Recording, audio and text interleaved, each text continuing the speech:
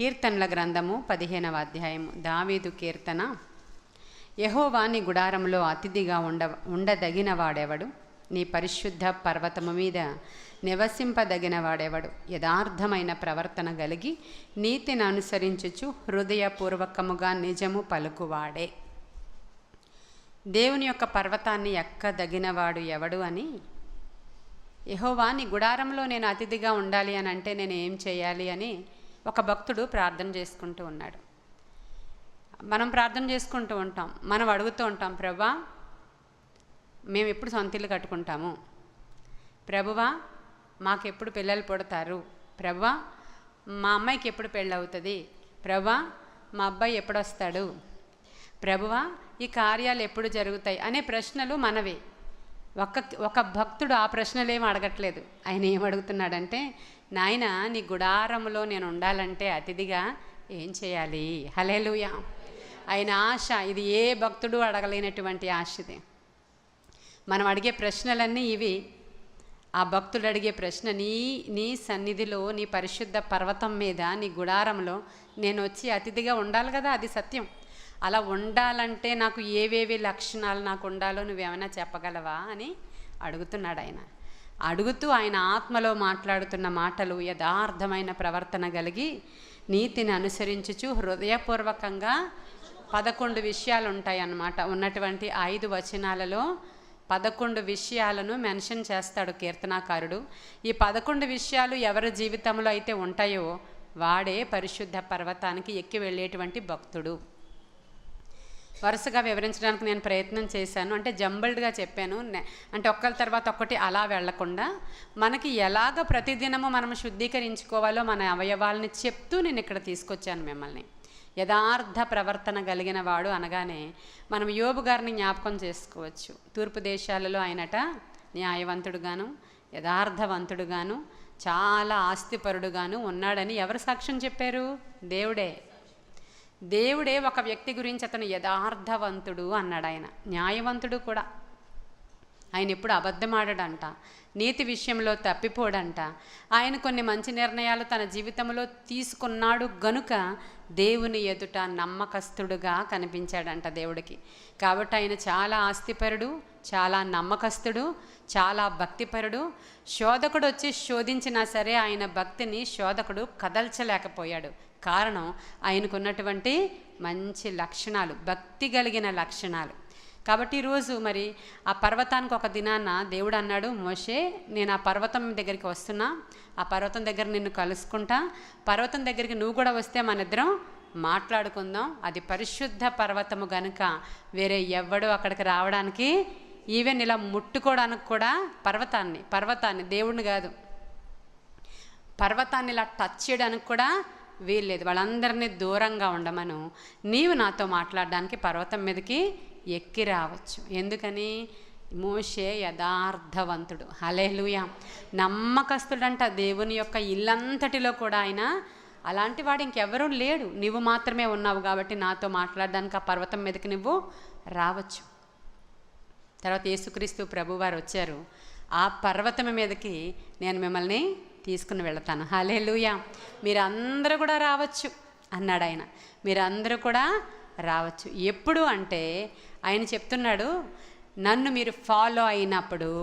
చెప్పారా ఈ మాట? ఆయన తెలుగులో చెప్పారా, ఇంగ్లీష్లో చెప్పారా, హీబ్రూలో చెప్పారా, అరామిక్లో చెప్పారా? ఏమని చెప్పారు ఆయన? నన్ను వెంబడించండి. ఎందుకంటే మనం తెలుగు బైబిల్ చదువుతాం కాబట్టి తెలుగులో చెప్పాడు మనతో ఆయన. ఏమని? నన్ను వెంబడించండి. హల్లెలూయా. నన్ను వెంబడిస్తే రూట్ మీకు క్లియర్గా తెలిసిపోద్ది. హల్లెలూయా. ఒక ఆయన ఒక బుక్ ఇచ్చాడు ఒకరికి. ఒక బుక్ ఇచ్చి ఆ బుక్లో ఏముందంటే, మీరు ఏ దేశం వెళ్ళాలనుకుంటున్నారో ఆ దేశానికి సంబంధించిన ఇన్ఫర్మేషన్ అంతా ఈ బుక్లో ఉంది. రూట్ మ్యాప్ అంతా ఈ బుక్లో ఉంది. మీరు ఆ దేశానికి వెళ్ళినప్పుడు ఏ లాంగ్వేజ్ మాట్లాడాలో ఈ బుక్లో రాసింది. ఎలా ఎలా వెళితే ఏమేమి టర్నింగ్స్ వస్తాయో, ఏ మజిలీలు దాడతారో, మీరు ఎలా ఉంటే అక్కడ సర్వైవ్ అవ్వగలుగుతారో, ఎలా ఉంటే మీకు బాగుంటుందో ఇక్కడ నుంచే మీరు ప్రాక్టీస్ చేసుకోవాలి. గనుక ఆ విషయాలన్నీ ఈ పుస్తకంలో రాసి ఉంచాను. ఈ పుస్తకంలోవి మీరు అనుసరించి ఆ మ్యాప్ చూసుకొని, రూట్ చూసుకొని, అక్కడికి వెళ్ళేటప్పుడు ఏమేమి పట్టుకెళ్లాలో చూసుకొని, ఇక్కడ ఏమేమి విసర్జించాలో చూసుకొని, ఇక్కడ ఉన్నప్పుడే అక్కడికి ఎలా అయితే ఉండాలో ఆ విషయాలన్నీ ఇక్కడ నేర్చుకుని వచ్చేస్తే సరిపోతుంది. ఇదిగో పుస్తకం అని ఇచ్చాడు ఒక ఆయన. ఎలా పడితే అలా ఉండడానికి వీల్లేదు. కొన్ని సూచనలు, సలహాలు, దీంట్లో ఉన్నటువంటి విషయాల్ని నువ్వు నేర్చుకునే రాగలవు అక్కడ అని ఒక పుస్తకం ఇచ్చారు. దాని పేరు ధర్మశాస్త్రం. అది చాలా కష్టంగా అనిపించింది ప్రజలకు. అవునా, దీనిలో ఉన్నాయి చదువుకోవాలా, ఎలా వెళ్ళాలి మాకు అర్థం అవడం లేదు, మాకు ఎవరైనా వచ్చి చెప్తే బాగుంటుంది కదా అనుకుంటూ ప్రజలు కన్ఫ్యూజన్లో ఉన్న సమయంలో ఒక ఆయన వచ్చారు. వచ్చి, అక్కడికేనా మీరు వెళ్ళాలి? నాకు ఆ ప్రదేశము తెలుసు, హల్లెలూయా, నాకు ఆ రూట్ అంతా తెలుసు, ఆ పుస్తకము కంటే నేను మించిన వాడను గనుక నేను ఎదరు మీకు నడుస్తాను, మీరు నన్ను ఫాలో అయిపోండి, అప్పుడు మీకు ఈజీగా ఉంటుంది అడ్రస్ అని చెప్పాడు. అర్థమవుతుందా మీకు? ఆయనే నజరేయుడైనటువంటి యేసు, హల్లెలూయా. ఇప్పుడు అంత సులువుగా పరిశుద్ధ పర్వతం ఎలా ఎక్కాలో ఆయన ఎక్కి చూపించాడండి. ఆయన మనకి నడిచి చూపించాడు. ఆయన చెప్పాడు, నేనే మార్గము, నేనే రూట్, నేనే ఆ మార్గము, నేనే. నన్ను చూసుకుంటూ వచ్చేస్తే చాలు. నేను ఎలా నడిచానో అలా మీరు నడిస్తే చాలు, వచ్చేస్తారు అక్కడికి, చివరికి చేరిపోతారు. నా నడకను పరిశీలించండి, నా మాటను పరిశీలించండి, నేను ఎలాగ బ్రతికానో భూమి మీద అలా మీరు దాన్ని జాగ్రత్తగా అబ్జర్వ్ చేసుకోండి. మీకే కాదు, భూమి మీద ఉన్నప్పుడు నాకు కూడా శోధనలు వచ్చాయి. చూడండి, హెబ్రీలకు రాసిన పత్రిక 4వ అధ్యాయము 15వ వచనం. హెబ్రీలకు రాసిన పత్రిక 4వ అధ్యాయము 15వ వచనం.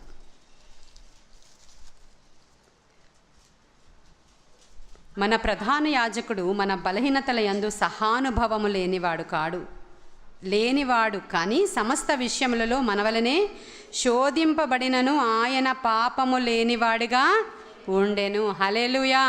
మన ప్రధాన యాజకుడు మన బలహీనతల యందు సహానుభవము గలవాడే, కానీ సమస్త విషయాలలో మనవలనే శోధింపబడ్డాడంట ఆయన. సమస్త విషయాలలో మనం ఎలా శోధింపబడుతున్నాం? శోధింపబడడం అంటే టెంప్టేషన్స్. మనం ఎలాంటి టెంప్టేషన్స్ గుండా వెళుతున్నామో, మనం ఎలాంటి శోధనల గుండా వెళుతున్నామో, మన ప్రభువు కూడా అలాంటి శోధనల గుండానే. ఎందుకని? పరిపూర్ణ మానవుడిగా వచ్చాడు ఆయన. ఆయన సంపూర్ణ మానవుడిగా ఉన్నాడు ఇక్కడ ఉన్నప్పుడు. ఆయన యవ్వనస్తుడుగానే ఉన్నాడు. ఆయన తరువాత 30 ఏళ్ల వయసు వరకు మనిషిగానే, అంటే అంతా మనలాగే ఉన్నాడు. ఆకలి అంటే ఏంటో ఆయనకు తెలుసు, నిద్ర అంటే ఏంటో తెలుసు, ప్రార్థన అంటే ఏంటో తెలుసు, కన్నీరు అంటే ఏంటో తెలుసు, ఆత్మీయులను పోగొట్టుకుంటే ఎలా ఉంటుందో తెలుసు. అంత మాత్రమే కాకుండా ఒక సాధారణమైన పురుషుడు ఎలాంటి టెంప్టేషన్స్ గుండా వెళతాడో అవి కూడా ఆయనకి అన్నీ తెలుసు. ఆయన దగ్గరికి సాధారణమైన స్త్రీలు వచ్చారు, వ్యభిచారులైన స్త్రీలు వచ్చారు, చెడ్డవారైన స్త్రీలు వచ్చారు, ఎక్కడి నుంచో దూర ప్రాంతాల నుంచి ఒక స్త్రీ ఆయన్నే వెంబడిస్తూ వస్తూ అయ్యా అయ్యా అయ్యా అని కేకలు వేస్తుంది. ఏంటమ్మా సంగతి, మీ ఆయన గారు లేరా అని అడగలేదు ఆయన. అడిగారా? అమ్మా నీకు ఏం కావాలి? హల్లెలూయా. ఆయన మాటను నువ్వు ఫాలో అవ్వాలి, ఆయన పరిశుద్ధతను నీవు ఫాలో అవ్వాలి, ఆయన నడతను నీవు ఫాలో అవ్వాలి. చెప్పాడంతే ఆయన. నేనే రూట్, మరి నేనే మార్గం. మరి మీరు నన్ను ఫాలో అయితేనే ఆ పరిశుద్ధ పర్వతానికి ఆ రోజు మోషే ఒక్కడే ఎక్కగలిగాడు, కానీ ఈరోజు మీరందరూ వచ్చేస్తారు నా దగ్గరికి, హల్లెలూయా. ఇంకేం చేయాల్సిన అవసరం లేదు, నన్ను మీరు ఫాలో అయితే సరిపోతుంది. కాబట్టి పేతురు రాసిన పత్రిక దగ్గరికి వచ్చేసేయండి ఒకసారి. 2వ పేతురు రాసిన పత్రిక 2వ అధ్యాయము 19వ వచనం.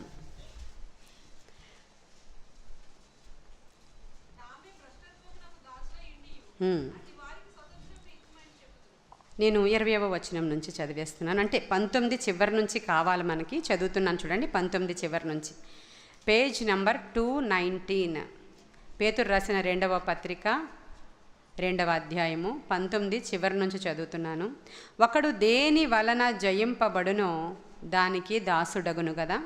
వారు ప్రభువును రక్షకుడైన యేసుక్రీస్తు విషయమైన అనుభవ జ్ఞానము చేత ఈ లోక మాలిన్యమును తప్పించి కొనిన తరువాత మరలా వాటిలో చిక్కుబడి వాటి చేత జయింపబడిన ఎడల వారి కడవరి స్థితి మొదటి స్థితి కంటే మరీ చెడ్డదగును. వారు నీతి మార్గమును అనుభవపూర్వకంగా తెలుసుకొని తమకు అప్పగింపబడిన పరిశుద్ధమైన ఆజ్ఞ నుండి తొలగిపోవుట కంటే ఆ మార్గము అనుభవపూర్వకంగా తెలియక యుండుటయే వారికి మేలు. కుక్క తన వాంతికి తిరిగినట్టును, కడుగబడిన పంది బురదలో దొర్లునట్లును, మళ్ళినట్లును అను నిజమైన సామెత చెప్పున వీరికి సంభవించెను. అర్థమైందా? ఏమర్థమైంది? అక్కడ ఏం రాస్తుంది సత్య? ఏమని రాసింది అక్కడ? ఎవడైనా రక్షణ పొందినవాడై యేసుక్రీస్తు ప్రభువారిని సొంత రక్షకుడిగా అంగీకరించి బాప్తిస్మం తీసుకొని రక్షణ భాగ్యం పొందిన తరువాత అనుభవ జ్ఞానము చేత లోక మాలిన్యాన్ని తప్పించుకొనిన తరువాత, ఎవడైతే క్రీస్తునందున్నాడో వాడు లోక మాలిన్యాన్ని తప్పించుకున్నాడు. వాడు తప్పించుకున్న తరువాత అండి ఏం జరుగుతుంది? లోకమాలిన్యాన్ని తప్పించుకున్నాడు, రక్షణ భాగ్యం పొందాడు, క్రీస్తును తెలుసుకున్నాడు, అనుభవ జ్ఞానం చేత అంతా కూడా దేవునిలో అన్నీ కూడా జాగ్రత్తగా వెళుతున్న సమయంలో మళ్ళీ విడిచిపెట్టిన వాటికే మరలా చిక్కుబడిన ఎడల, మరలా చిక్కుబడి వాటి చేత జయింపబడిన ఎడల. నిన్నటి దినాన నేను ఒక మాట చెప్పాను మీకు. పాపం చేయు ప్రతివాడు పాపానికి దాసుడు, బ్రాకెట్లో బానిస. పాపం చేసే ప్రతివాడు పాపమునకు బానిస అయిపోయినట్లు మీరు రక్షించబడ్డారు, మరి అన్నీ విడిచిపెట్టుకున్నారు, లోకమాలిన్యం అంటకుండా మిమ్మల్ని మేము ఇహలోకపరమైనటువంటి విషయాల నుంచి బయటకు వచ్చారు, మరలా వచ్చి విడిచిపెట్టినటువంటి వాటి దగ్గరికి వెళ్ళి మళ్ళీ దానికే మీరు బానిస అయ్యారనుకోండి. బానిస అంటే ఏంటని చెప్పాను నేను. యజమానుడు సిట్ అంటే సిట్, స్టాండ్ అంటే కూర్చో అన్నాడనుకో యజమానుడు కూర్చోవాలి, నించో అన్నాడు అనుకోండి నించోవాలి. ఒరే ఇలారా ఆ నూతిలోనికి దూకేయి అన్నాడు అనుకోండి దుముకేయాలి. ఇలా రా నువ్వు కత్తితో పొడుచుకో అని చెప్పాడు అనుకోండి, మర్డర్ చేసిన అంటే పాపము ఇతనికి రాకుండా వాడే పొడుచుకొని చచ్చిపోవాలి. బానిసలను అలాగే చంపేసేవారు. నీకు నువ్వే పొడుచుకో, నీకు నువ్వే పారిపో, నీకు నువ్వే కొట్టుకో, నీకు నువ్వే అన్నీ కూడా చేసుకో అని. అంటే బానిసని వీళ్ళు ఏం చెప్తే అది చేయాలి, అతన్నే బానిస అంటారు. ఇప్పుడు పాపము చేయు ప్రతివాడు పాపమునకు బానిస. ఇప్పుడు మిమ్మల్ని నడిపించే నాయకుడు యేసయ్య కాదు, మిమ్మల్ని నడిపించేటువంటి కాపరి సేవకులు కారు. మిమ్మల్ని నడిపించేది ఎవరు? నీవు దేని చేత జయించబడుతున్నావో దానికి నువ్వు, అక్కడ వాక్యమే బోధిస్తున్నాను, మీకు అర్థమవుతుంది అనుకుంటున్నాను. మీరు దేని చేత జయించబడుతున్నారో జయించిన వాడు ఏం చేస్తాడు? రూల్ చేస్తాడు. ఒక రాజు వచ్చి మిమ్మల్ని బానిసలుగా తీసుకుని పట్టుకుపోయాడు అనుకోండి, నెబుకద్నెజరు వచ్చి యెరూషలేములో దానియేలుని వీళ్ళందరినీ తీసుకుని పట్టుకుపోయాడు. అక్కడ తీసుకుని వెళ్ళిపోయిన తర్వాత రాజు ఏం చెప్తే అది చెయ్యాలి. అక్కడ అతనికి బానిసగా పట్టుబడ్డాడు కాబట్టి. అప్పుడు కొంతమంది ఏం చేశారు? నీకు నేను బానిసన కాదు, నాకంటూ పరలోకమందు ఒక దేవుడు ఉన్నాడు, ఆయన చట్ట ప్రకారం నేను నడుస్తాను, ఇన్ కేస్ మీరు అలా నన్ను అలౌ చేయకపోతే చంపుకున్నా పర్లేదు అన్నాడు దానియేలు. కాబట్టి మనం దేని చేత జయించబడుతున్నామో ఈరోజు నేను డే 1 నుంచి చెప్తున్నాను. బ్రెయిన్ దగ్గర నుంచి వచ్చాం మనం, తలంపుల దగ్గర నుంచి చెప్పాను మీకు నేను. తలంపులు, ఆలోచనలు, హృదయము, కళ్ళు, ముక్కు, చెవులు, నోరు, నాలుకను కంప్లీట్ చేస్తాను. సైన్స్ క్లాస్ అయిపోయింది, సోషల్ క్లాస్ అయిపోయింది, మ్యాథ్స్ క్లాస్ కూడా అయిపోయింది కదా. అన్ని క్లాసులు అయిపోయినాయి, సబ్జెక్ట్స్ అన్ని, సిలబస్ కూడా అయిపోయింది 4 రోజుల్లో. ఈరోజు ఫైనల్ ఎగ్జామ్ ఇది. ఏం చెప్తున్నారంటే ఆయన చాలా సులువుగా ఒక మార్గాన్ని నేను మీకు చెప్తాను. ఏం లేదు, మీరు ఎంత లావు ధర్మశాస్త్రంలో ఉన్న ఆజ్ఞలను కట్టడలను అని ఆచరిస్తూ మీరు వెళ్ళాల్సిన అవసరత లేదు, కానీ నన్ను ఫాలో అయితే మీకు ఈజీగా వచ్చేస్తారమ్మా అని చెప్పారు. హల్లెలూయా! ఎంత సులువండి. ఈరోజు కృపాకాలంలో ఉన్నాం మనం. కంటికి కన్ను, పంటికి పన్ను లేదు. ఒకవేళ నువ్వు పాపం చేసినా, ఎన్నోసార్లు పడిపోయి మళ్ళీ వచ్చినా, క్షమించి నిన్ను మరొక అవకాశం ఇచ్చి ఇక్కడ కూర్చోబెట్టి ప్యాంపరింగ్ చేసి చక్కగా ఆహారం పెట్టి అన్నీ చేసి, నువ్వు ఇలా చేస్తే నేను ఇలాంటి బ్లెస్సింగ్ ఇస్తానే, ఇహమందు నా కోసం నువ్వేవేమైతే విడిచిపెట్టుకుంటావో ఇహమందు పరమందు నీకు 100 రెట్లు బ్లెస్సింగ్ ఇస్తానే అని చెప్పి మనల్ని నడిపించి తీసుకెళ్తున్నాడు ఆయన. మరి ఆ పరిశుద్ధత నీలోనికి వస్తే ఏం చేస్తాడంట ఆయన? నీవు నా కోసం ఇవన్నీ విడిచిపెట్టుకున్నావు కాబట్టి ఇహమందు పరమందు 100 రెట్లు అండి, కాంప్రమైజ్ లేదు దాంట్లో, 100 రెట్లు నేను నీకు బహుమానం ఇస్తాను. మాట చెప్పినవాడు నరుడు కాడు, వాగ్దానం ఇచ్చి తప్పని దేవుడు నీతో మాట్లాడుతున్నాడు ఈరోజు. హల్లెలూయా. నీవు ఈరోజు దేనికి బానిసగా ఉన్నావో దానికి బానిసగా ఈ రోజు నుంచి ఉండొద్దు. నువ్వు అబద్ధాలకి కొంతమంది బానిసలు అయిపోయారు అనుకోండి. అబద్ధాలకి నాయకుడు ఒకడు ఉన్నాడు, వాడి పేరు తెలుసు కదా. వాడు ఏం చేస్తాడు? రోలర్ అన్నమాట. వాడు ఏలుతాడు. ఇప్పుడు మిమ్మల్ని మీరు క్యాజువల్గా అబద్ధాలు చెప్తున్నారు కానీ మిమ్మల్ని రూల్ చేసేది నేనే మీ తండ్రిని అని వస్తాడు. ఇంకెవరు ఏం చేయలేరు, దేవుడు కూడా ఏమీ చేయడు. ఆ విషయంలో వారు తప్పిపోయిన వారు అననీయ సప్పీరా. అక్కడ దేవుడు పోన్లేని ఆయన ఎక్స్క్యూజ్ చేసే, ఇది నూతన నిబంధన, ఇక్కడ ఏం కట్టడలు లేవు, ఇది వరకంటే పంటికి పన్ను కంటికి కన్ను ఏం లేదు, ఇది న్యూ టెస్టిమెంట్ అంటే యేసయ్య వచ్చేసి వెళ్ళిపోయారు కాబట్టి అని హోలీ స్పిరిట్ చెప్పలేదు. అక్కడికక్కడే వాళ్ళిద్దరు ఏమయ్యారు? అబద్ధం అక్కడికక్కడే. కేవలం ఇంకా బేసిక్స్ అనమాట అవన్నీ. అయినా కూడా వాళ్ళు అప్పుడు ఏమంటాడు పేతురు? ఒక మాట ఏమంటాడంటే, ఎందుకు నీవు సాతానుకి అవకాశం ఇచ్చావు? ఎందుకు నువ్వు సాతానికి చోటిచ్చి పరిశుద్ధాత్మను మీరు మోసం చేశారు? ఈ మాటలు ఉన్నాయా లేవా? ఉన్నాయా? మీరు ఎందుకు సాతానికి చోటిచ్చి పరిశుద్ధాత్మను మీరు ఏం చేశారు?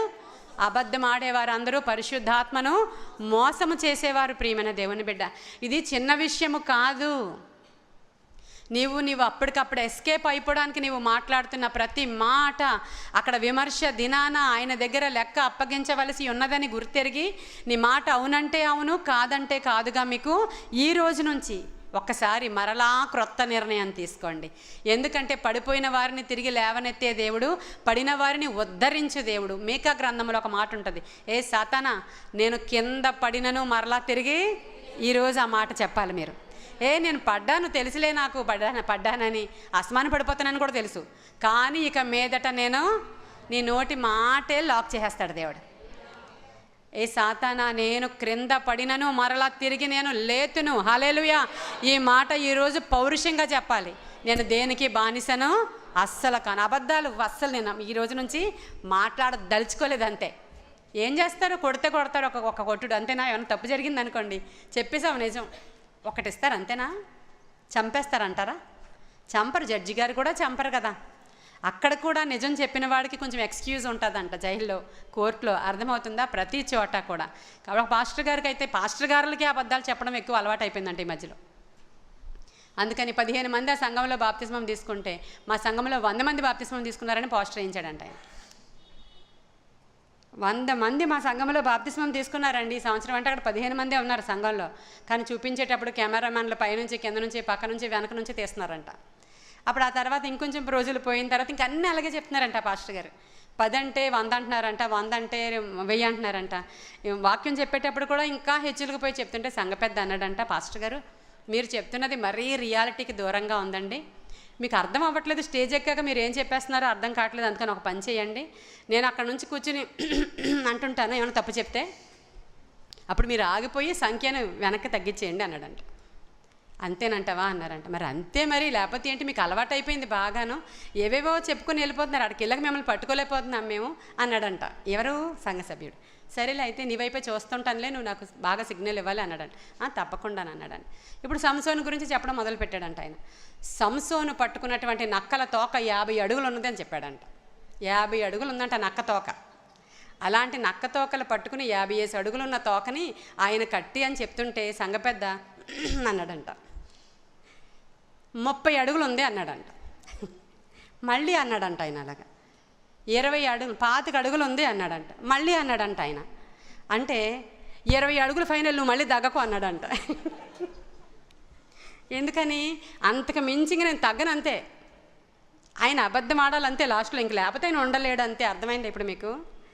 అలాగే మనలో చాలా అబద్ధం ఆడము అనుకుంటూనే ఇంకొంచెమే తగ్గిస్తారు అంతే. ఈ రోజు నుంచి కొంచెం తగ్గించడం కాదు, పూర్తిగా మానేయండి. మీకు అర్థమైందా? ఆ పాస్టర్ గారులాగా కొంచెం తగ్గిస్తానులే ఈ రోజు నుంచి అని అనుకోకండి అమ్మా, పూర్తిగా మానేయడానికి ప్రయత్నం చేయండి. నేను నోటి గురించి మాట్లాడుతున్నాను, ఇంకా కనుల గురించి ఆ రోజునే చెప్పేశాను నేను మీకు.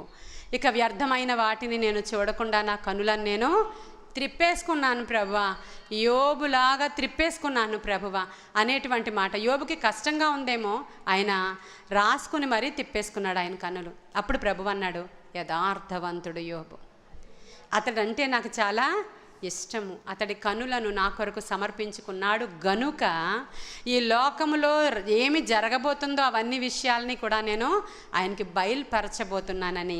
ఆయన ఎన్ని విషయాలు యోబుతో మాట్లాడతాడంటే, భూమి గుండ్రంగాను నిరాకారంగాను శూన్యంలో వేలాడుతూ ఉందని, ఇంకా భూమి మీద సైంటిస్టులు కనిపెట్టక మునుపే యోబు మన భూమి ఎలా ఉందో చూసినటువంటి ధన్యత ఆయన కనులకు దేవుడిచ్చాడు. నరులు భూమి మీద చీకటికి అంతం కలగజేస్తారని, వెండి గనులలోనికి వెళ్ళి ఎలా అయితే వెండిని బయటకు తీసుకొస్తారో, ఇలాంటి అనేకమైన గొప్ప గొప్ప సంఘటనలు, సముద్ర గర్భములో సముద్రం పొత్తి కడుపులో దేవుడు ఎలా గుడ్డ వేశాడో, సముద్ర తరంగాలు పొంగి పొరలి రాకుండా దేవుడు వాటికి ఎలా డోర్స్ పెట్టాడో, ఎలా ఇసుకను సరిహద్దుగా వేశాడో, ఇవన్నీ కూడా యోబుకి చూపించాడండి దేవుడు. ఎందుకని? ఆయన కన్నులను దేవుడు పరిశుద్ధపరిచాడు. కాబట్టి ఇలాగా గొప్ప దర్శనాలని ఆ యోబు భక్తుడు చూడగలిగాడు. దావీదు భక్తుడు కూడా అంటాడు, ఆయన ఇటువైపు అటువైపు చూడకుండా నా కన్నులు సూటిగా చూచేటట్లు. ఈరోజు నోరైపోయింది, ఇందాక చెప్పేశాను కదా, అబద్ధాలు అలా మాట్లాడొద్దు. ఫైనల్ ఏమంటారు, మళ్ళీ సిలబస్ అంతా ఒక గంటలో గంట కూడా వద్దులే, అరగంటలో కంప్లీట్ చేసేస్తున్నాను నేను.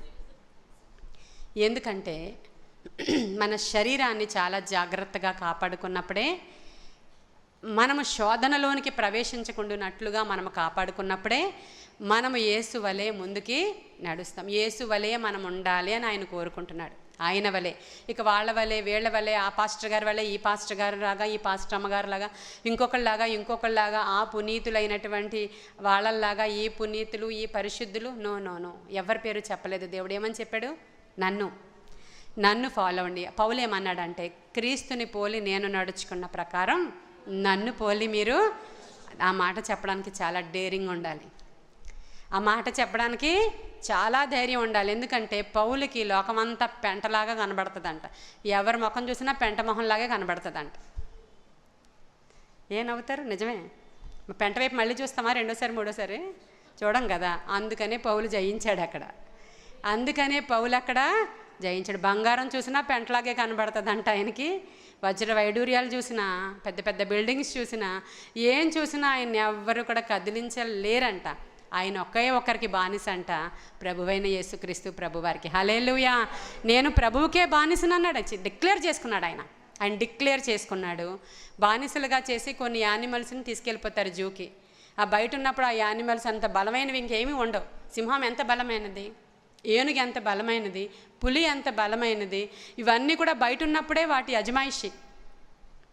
ఆ సర్కస్ వాళ్ళు తీసుకెళ్ళిపోయి బోన్లో పెట్టాక, దీంట్లో ఎగురంటే ఎగరాలి, అది కూర్చో అంటే కూర్చోవాలి, నుంచో అంటే నుంచోవాలి, లేదంటే కడుపు మార్చేస్తాడు ఆ సర్కస్ వాడు.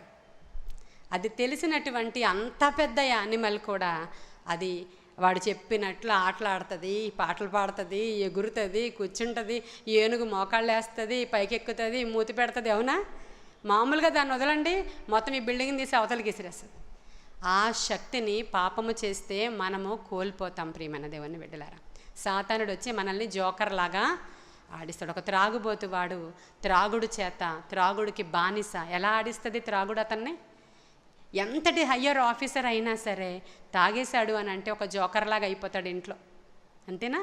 రోడ్డు మీద ఒక జోకర్, ఇంట్లో ఒక జోకర్, ఎవరి దగ్గరికి వెళ్ళినా ఒక జోకర్. ఎందుకంటే మద్యము అతనిని మభ్యపెట్టి ఆడిస్తూ ఉంది కనుక, అతడు దానికి బానిస అయిపోయాడు కనుక, అది అతనికి ఎలా కావాలంటే అలా ఆడిస్తూ ఉంటుంది. ఎలాగునో బయటికి మద్యంతో మత్తుడైన వాడు మనకు కనబడుతున్నాడు, కానీ ఇప్పుడు నేను చెప్పినటువంటి సో అండ్ సో పాపాలన్నీ మనకు కనపడవు, కానీ మనల్ని బానిసగా చేసి దేవుని యొక్క ప్రణాళిక నుంచి మనల్ని ప్రక్కకు తీసుకుని వెళ్ళిపోతుంది. చెవుల గురించి కూడా చెప్పాను, ఆయన రక్తం చెవుల మీద ప్రోక్షించబడాలని అడగండి. ఈ పెదవులు అయితే అష్యా పెదవుల వలె నా పెదవులు కాల్చబడాలని అడగండి. కన్నులైతే ప్రకటన గ్రంథంలో చెప్పబడినట్లుగా కాటుకను, పరలోక సంబంధమైన కాటుకను నా కన్నులకు పెట్టండి అని అడగండి. నీ హృదయం అయితే దేవుని వాక్యము చేత నింపబడాలని అడగండి. ఈరోజు మనం అడగాల్సినవి ఇవి. నీ వాక్యము చేత నా హృదయాన్ని నింపు ప్రభువా. 1 కొరింథీ 10:12 ఏముందంటే, తాను నిలుచుచున్నానని తలంచుకొనివాడు పడకుండానట్లు జాగ్రత్తగా చూసుకొనవలెను అని ఉంది. అంటే మనలో చాలామంది నేను చాలా బాగున్నాను, నేను అసలు పడిపోను అనుకుంటారట. అలాంటి వాడు ఏం చేయాలంటే, నిలుచున్నానని తలంచుకొనివాడు పడకుండానట్లు చాలా జాగ్రత్తగా చూచుకొనవలెను అని రాయబడి ఉంది. ఇప్పుడు పేతురు రాసిన పత్రికలో ఎంతవరకు చెప్పాను? వాటిలో చిక్కుబడి వాటి చేత జయింపబడిన ఎడల వారి కడవరి స్థితట మొదటి స్థితి కంటే మరి చాలామంది ఇలా చెప్తుంటారు, ఒరే నువ్వు ముందే బాగున్నావు కదరా క్రైస్తవ్యములోనికి వెళ్ళడానికి ముందు, ఆ దేవుడిని నమ్ముకోవడానికి ముందే బాగున్నావు కదా, నీకు చేతిలో బోళ్ళని డబ్బులు తిరిగేవి, నువ్వు చాలా మంచి ఉద్యోగంలో ఉండేదానివి, మీ ఇంట్లో చాలా బాగుండేది, ఏంటి మీ ఇంట్లోంచి ఇప్పుడు ఎక్కువ కేకలు, అరుపులు, గోళ్ళు, దెబ్బలాట్లు, ఏంటి మీ పిల్లలు అసలు మాట వినట్లేదు, ఇటుపోతున్నారు అటుపోతున్నారు, ఇలా చేస్తున్నారు అలా చేస్తున్నారు, ముందే బాగుండేవారు కదా అంటున్నారు. ఎందుకని? ఇక్కడ రాయబడి ఉంది చాలా క్లియర్గా, అటువంటి వారు పాపములలో చిక్కుబడి, ముందు వాడు పాపం చేసినా వాడికి ఏం లెక్కలు లేవు అక్కడ. ఎప్పుడైతే ప్రభు సన్నిధిలోనికి వాడు వచ్చాడో అక్కడ నుంచి అతనికి లెక్కలు వేయడం మొదలైనవి. ఆ స్థితి మారిపోయింది. ఇప్పుడు అతను ఏం చేస్తున్నాడు? లోకమాలిన్యం మరలా అంటించుకొని వాటి చేత జయం పొంది అవి జయించేసినాయి అతనికి. కాబట్టి ఏమైందంటే అతని యొక్క కడవరి స్థితి మొదటి స్థితి కంటే మరి అదే మనం చూస్తాం మత్తయి సువార్తలో, ఒక దయ్యం వెళ్ళి 7 దయ్యాల్ని వెంట పెట్టుకుని వచ్చింది. ఒక దయ్యం ఉన్నప్పుడు ఆడు బాగానే ఉన్నాడు, పర్వాలేదు, ఆడు దయ్యం ఫ్రెండ్షిప్లో ఉండేవారు. ఇప్పుడు ఈ ఒక్క దయ్యం వెళ్ళి ఏం చేసింది? అన్ని రకాల దయ్యాలనే తెచ్చింది. ఇప్పుడు చర్చిలోకి వచ్చాక 3 మంది పరిచయం అయ్యారు వాడికి. అప్పటి వరకు అంత యూనిటీ ఇంటిగ్రిటీ లేదు ఎక్కడనో. ఎవరి మటుకు వాళ్ళు గుళ్ళకి వెళతారు, వెళ్ళిపోతారు. ముస్లింలు ఎవరి మటుకు వెళతారు, మోకరిస్తారు, ప్రార్థన చేసుకుంటారు, వెళ్ళిపోతారు. ఇక వాళ్ళు ఏదో ఉన్నప్పుడు వాళ్ళకి ఎప్పుడో ఏవో తిథులు, నక్షత్రాలు, రోజులు ఇవి ఉంటాయి. ఆ పర్టికులర్ డే ఎవరి మటుకు వాళ్ళు పువ్వులు పట్టుకెళ్తారు, అక్కడ ఏదో చేస్తారు, వచ్చేస్తారు. చర్చిలోకి వచ్చాక బోళ్ళు మంది కనబడతారు వాళ్ళకి. ఆదివారం, శుక్రవారం, మంగళవారం ఉపవాస ప్రార్థనలు, విజ్ఞాపన ప్రార్థనలు, లెంట్ ప్రార్థనలు, కొత్త ఫ్రెండ్స్, నూతన ఫ్రెండ్స్, ఫ్యాషన్ షోస్, అర్థమవుతుందా? వాళ్ళని చూసి వీళ్ళని చూసి వాళ్ళు అన్నీ నేర్చేసుకొని అప్పుడు ఏమవుతుంది? ఇక్కడ మొదటి స్థితి కంటే 7 దయ్యాలు, ఒక దయ్యం కాదు, ఇప్పుడు 7 దయ్యాలు యాడ్ అయినాయి. ఆ దయ్యాలన్నీ ఎలాంటివంటే ఇంక నేను మరలా వివరించి మీకు చెప్పాల్సిన అవసరత లేవు. కాబట్టి సంఘాలు కూడా చాలా జాగ్రత్తగా ఉండాలి. ఇన్ని దయ్యాలను వేసుకుని అంటున్నారు అన్యులు, దయ్యాలన్నీ క్రైస్తవులకి ఎందుకు పడుతున్నాయి? ఎందుకు క్రైస్తవులకే దయ్యాలు విడిపిస్తున్నారు? వింటున్నారా మాటలు? ఎక్కడైనా మీరు వింటున్నారా? ఎందుకని మన పిల్లలకే దయ్యాలు పట్టి అలా భ్రష్టత్వంలోనికి వెళ్ళిపోతున్నాయి అంటే, వాడు మొదటి స్థితి కంటే ఈ స్థితి భయంకరం. వాడికి అప్పగించింది అధికారంతో అవి వచ్చి లోపల కూర్చున్నాయి కనుక చాలా జాగ్రత్తగా ఉండాలి. కాబట్టి ఆయన ఏమన్నాడంటే, ఆ మార్గం అనుభవపూర్వకంగా తెలియక యుండుటయే వారికి మేలు. ముందుకంటే అంటే ఇలా ఉండడం కంటే అసలు ఈ మార్గం తెలియకపోకుండా ఉండుంటేనే బాగుండు. ఇది మార్గం కదా, మతం కాదు. ఇదేంటిది? మార్గం. ఆయన అంటున్నారు, దాని బదులు అసలు ఈ మార్గం తెలియకుండా ఉంటే వాడు అలాగే నశించిపోదుడు. వాడు దీంట్లోకి వచ్చి మరీ భ్రష్టుడైపోయాడు. ఆ మార్గం వాడికి తెలియకుండా ఉంటేనే మరి మేలు అని చెప్తూ, కుక్క తన వాంతికి తిరిగినట్టును కడుగబడిన పంది బురదలో దొర్లుటకు మళ్ళినట్లును అను నిజమైన సామెత చెప్పున వాడికి అర్థమైందా? ఇప్పుడు అర్థమైందా రత్న? ఏం అర్థమైంది ఇప్పుడు? ముందు అండ్ అసలు రక్షణ మార్గంలో నడిపించకుండా ఉంటేనే సరిపోయింది. వచ్చారు, బాప్తిస్మం తీసుకున్నారు, బాగుపడ్డారు, పరిశుద్ధాత్మను పొందుకున్నారు, మరలా ఇహలోక మాలిన్యం అంతటిని మునుపు కంటే అధికంగా ఇంకా అంటించుకున్నారు, సంఘాలలో ఇంకా అంటించుకున్నారు అధికారపూర్వకంగా. ఇప్పుడు ఈ సామెత మీకే వర్తిస్తుంది అంటున్నారు. ఎవరికి? కుక్క తన వాంతికి మరలా తిరిగినట్లు. ఆ పంది కడిగేసుకుంది. ఫస్ట్ అంతా పందులే. ఆయన ఏమన్నారు? పందులకే వేయనన్నారు, కుక్కలకే వేయనన్నారు కదా ఆయన. మనం ముందు ఆ స్థితిలో ఉన్నప్పుడు మనల్ని కడిగి శుద్ధీకరించి చక్కగా మనకు ఒక స్థానాన్ని ఇచ్చారు. ఇప్పుడు ఈ పంది ఏం చేసింది? మరలా ఎక్కడ బురద కనబడుతుంటే అక్కడికి వెళ్ళి మరలా దాన్ని అంటించుకుంటుంది. ఈ సామెత మీ కొరకే అని పేతురు అక్కడ రాస్తున్నాడు. కాబట్టి ఈరోజు మనం పందులము కాదు, కుక్కలం అంతకంటే కాదు, యేసు యొక్క బిడ్డలముగా, ఆయన రక్తములో కడగబడిన పరిశుద్ధులముగా. ఏ అవయవము మిమ్మల్ని ఇబ్బంది పెడుతుందో ఆ అవయవాన్ని యేసయ్య ఏం చేయమని చెప్పారు? పెరికి వేయండి నీ శరీరంలో నుంచి, నో ప్రాబ్లం. 2 కాళ్ళు ఉండి ఒక కాలు నీకు అభ్యంతర పరుస్తుంటే ఒక కాలు నరికాయి. 2 కళ్ళుండి నీకు చెడు చూడాలని నీ కళ్ళు అటువైపు వెళ్ళిపోతున్నాయి, నీకు కంట్రోలింగ్ పవర్ లేదు, నీకు కళ్ళు పెరిగాయి. గుడ్డివాడిగా ఉండి దేవుని యొక్క సన్నిధిలోనికి వెళ్ళినా సరే పర్వాలేదు. కాళ్ళు లేనివాడిగా కుంటివాడిగా దేవుని సన్నిధిలోనికి, అంత డేంజర్ అని చెప్పడానికి అంత రూడ్గా చెప్పారు ఆయన. అర్థమైందా? అంత డేంజర్ అమ్మా అది. కాబట్టి మీరు ఇలా చేయండి అన్నారు. ఇది క్రైస్తవ్యం పట్టించుకోవట్లేదు, అలా దొర్లిపోయి వెళ్ళిపోతుంది. ఇలాంటి బోధ చేసేటువంటి బోధకుల్ని వాళ్ళు లక్ష్య పెట్టట్లేదు. ఇంకా లాస్ట్గా జేసీ బెవింగ్టన్ గురించి ఒక ఇన్సిడెంట్ చెప్పి ముగించేస్తాను. అయిపోయింది, వర్తమానం అయిపోయింది. ఎంతకంటే కొంచెం ఎక్కువ మనం వినలేమండి అని కూర్చొని అందరూ నా వైపు ఎంత దీనస్థితిలో చూస్తున్నారంటే పాపం చాలా దీనంగా ఉంది పరిస్థితి. కాబట్టి జేసీ బెవింగ్టన్ అనేటువంటి ఆయన అదే ఆ ఊరికి పిలువబడితే ఆయనతో పాటు ఇంకో స్పీకర్ కూడా వచ్చారంట ఆ రోజు. ఆయన ఫస్ట్ స్పీకరు, ఈయన సెకండ్ స్పీకరు. ఆయన బోధ చేస్తూ వచ్చినటువంటి ఆ స్పీకర్ ఇక నాకంటే పెద్దవాళ్ళు ఎవరు లేరని ఇక బెంచ్లు దద్దరిల్లిపోతున్నాయి అంట. ఆయన బోధకి దళ్ళు ఆడించేశాడంట ఆయన ఆ రోజు. ఆడించేస్తూ అక్కడ ఉన్నటువంటి సారా దుకాణాల గురించి ఇక ధ్వజమెత్తాడంట ఆయన. అసలు ప్రతి పాపానికి మూల కారణం సారా దుకాణమే అంటున్నాడంట. ఎక్కడికి ఇంక ఏం చేసినా దాని మూల కారణం ఆ సారా దుకాణమే. కాబట్టి వాటి మీద మనం ఉద్యమం చేయాలి, పెరికి వేయాలి. మీరిలాగా నా రోజు అంతా సారా అని చెప్తూనే ఉన్నాడంట ఆయన. షారమ్మ కాదు, సారాయి దుకాణం చెప్తూ ఇద్దరికి కలిసి ఒకే హోటల్ రూమ్లో బస చేయడానికి ఇచ్చారంట.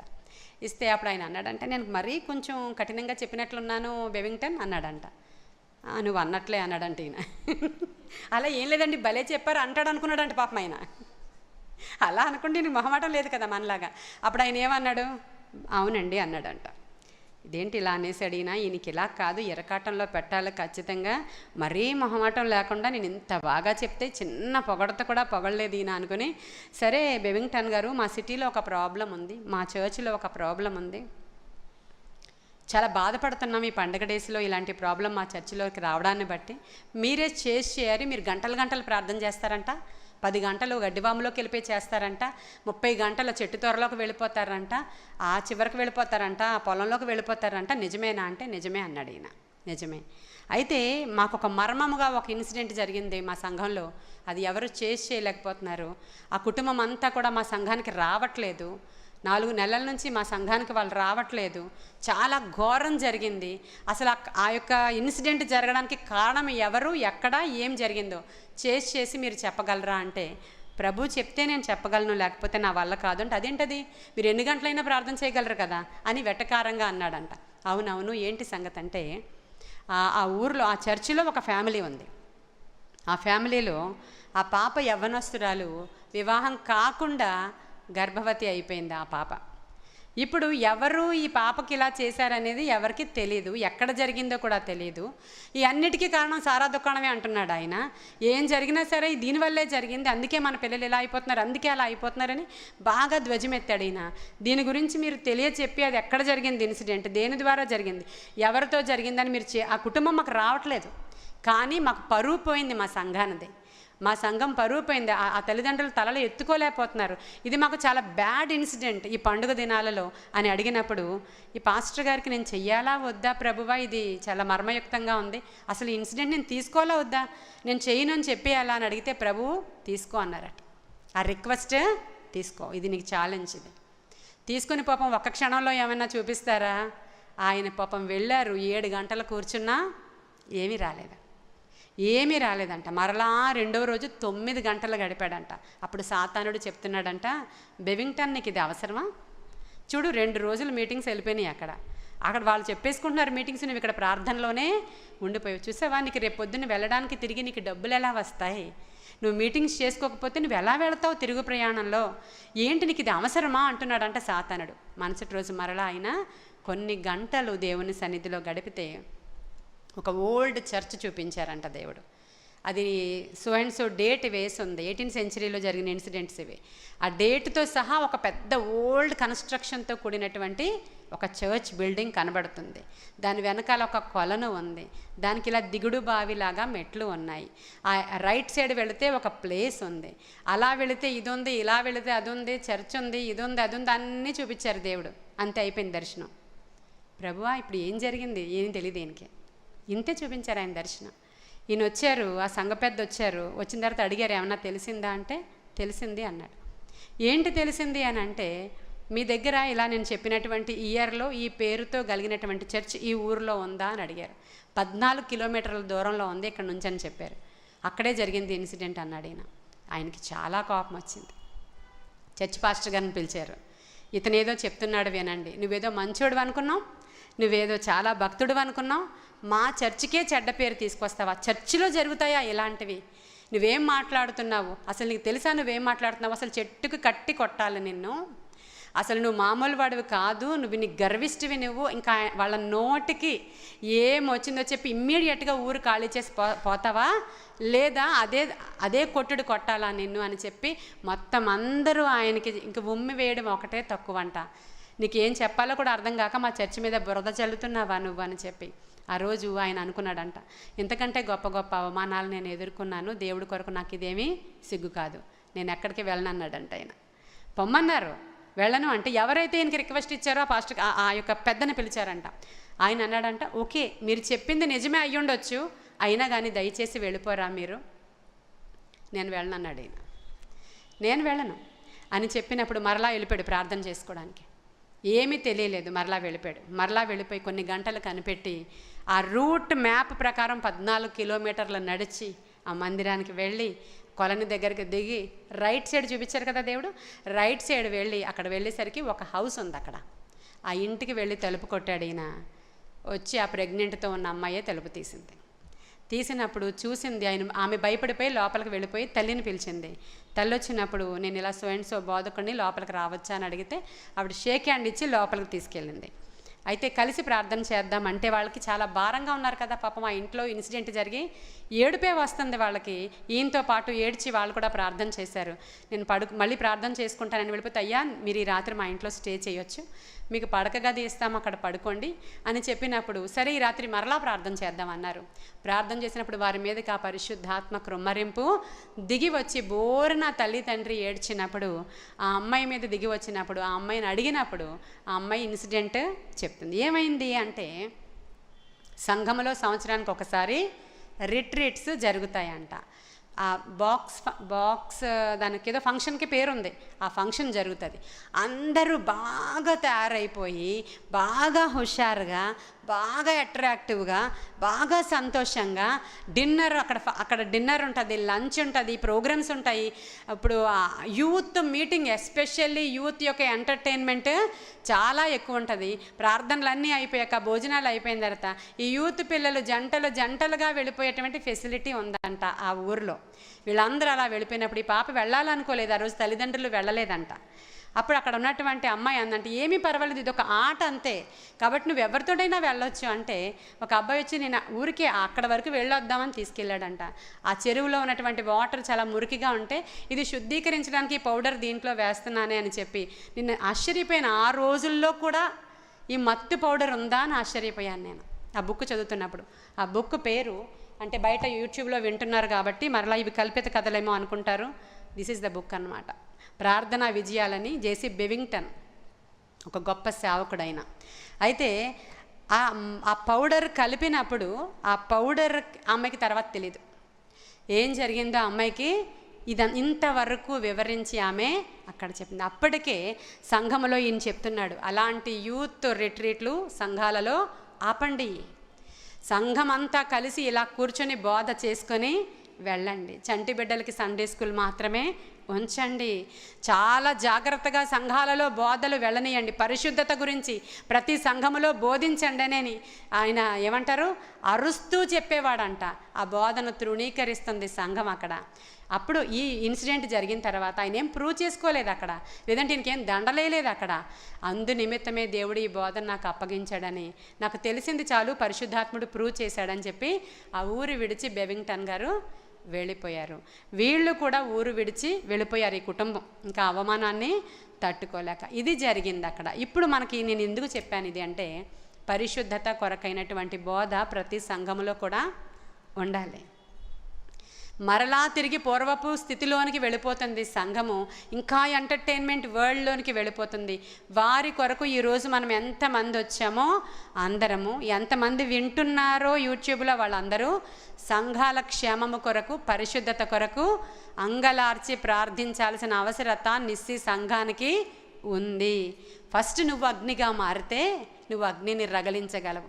నువ్వే ఇంకా పాపంలో ఉంటే ఇంకెప్పుడు మనం అగ్నిని రగిలిస్తాం? ఇంకా ఎవరో ఒకరి కోసం మనం అలాగా ఏడుస్తూ బాధపడుతూ ఈ సంఘాలను చెరుపుతున్న గుంట నక్కల మీద మనం దృష్టి నిలిపితే మనం ఎప్పుడు బాగు చేస్తాం అందరినీ? కాబట్టి ఈరోజు దయచేసి అందరం కూడా ఒక భారం, రేపొద్దున అప్కమింగ్ మన పిల్లలు ఎదుగుతున్నారు. ఈరోజు నువ్వు నీకు కాదులే అని కూర్చుంటే అది ఆ ఇంట్లోనికే వస్తుందేమో ఒకవేళ. కాబట్టి ఈరోజు నుంచి యవనస్తులైన బిడ్డల కొరకు, స్త్రీల కొరకు, పురుషుల కొరకు ఈ యొక్క అడల్టరీ పెరిగిపోతున్నటువంటి దినాలలో ఇవన్నీ రూపుమాపడం కొరకు ఆయుధాలు ఏమీ అక్కర్లేదు. మా యుద్ధోపకరణములు శరీర సంబంధమైనవి కావు గాని దుర్గములను పడద్రోయ జాలి కలిగినంత బలమైన ఆత్మ సంబంధమైన ఆ యొక్క వెపన్స్ మనకి దేవుడిచ్చినటువంటి వెపన్స్ ఎలాంటివంట? ఆత్మ సంబంధమైన యుద్ధమే. హల్లెలూయా. ఈరోజు జయం పొందిన మనం అందరం కూడా జయం పొందుకుని ఈ పరిశుద్ధత కొరకైనటువంటి ప్రార్థనలు చేయాలని పరిశుద్ధాత్మ దేవుని యొక్క ప్రేరణ ద్వారా ఈ 7 దినాల కూడికలు పరిశుద్ధ కూటములు జరుపుకోవడానికి దేవుడిచ్చిన కృపను బట్టి దేవునికి వందనాలు.